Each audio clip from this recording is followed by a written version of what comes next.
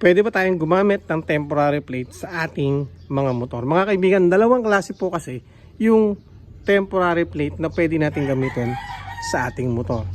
Kapag po ang plaka ninyo ay nasira, nabasag or naputol, tayo po ay magre-report sa LTO. And then, bibigyan po tayo ni LTO ng authorization letter na gumamit ng improvised plate. Okay? So, lagi nyo tatandaan, improvised plate po ang merong authorization letter para gamitin natin. So, pwede po tayo magpagawa ng temporary plate. Pero, dapat lagi-lagi nating dala yung authorization letter na galing sa LTO. Kasi po, mga kaibigan, nasira na yung ating registered plate. Kaya po nag-request tayo ng bago at pinapayagan tayo ni LTO na gumamit ng improvised plate. Okay? So, yun po yung una nating pwedeng gamitin. Pero mga kaibigan, kung ang motor ninyo ay bago or wala pang plaka, pwede naman po tayo magpagawa ng temporary plate. Okay? Yung temporary plate mga kaibigan, dapat sinusunod din po natin kung ano yung guidelines ni LTO dito. Ito po yung may white po.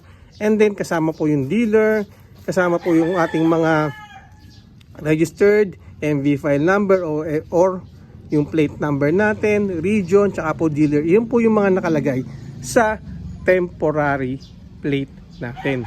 Ngayon, kung temporary plate na ang ginagamit mo or nakalagay sa motor mo, hindi nyo po kailangan ng authorization letter galing sa LTO.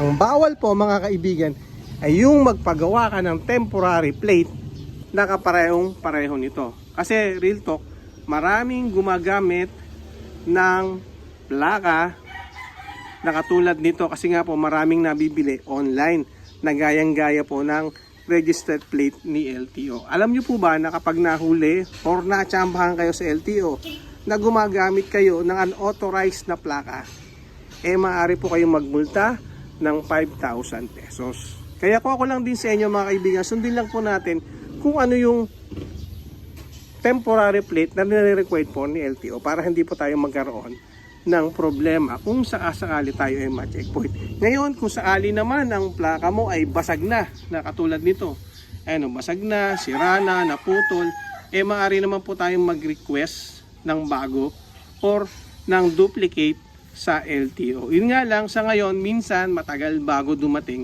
yung ating bagong plaka. Kaya pinapayagan nila tayo na gumamit ng